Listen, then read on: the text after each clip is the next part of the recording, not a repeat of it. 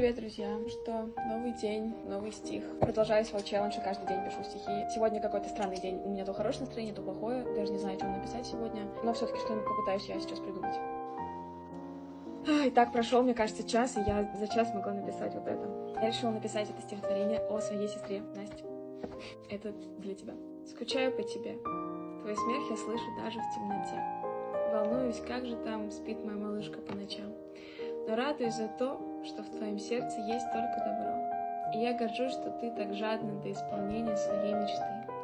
Твой юмор — это летний бриз. Твой смех — любимый мой аккорд. Твои объятия — главный приз. Твой нос не так уж он и плох. Люблю тебя, моя сестренка, моя малышка, мой двойник.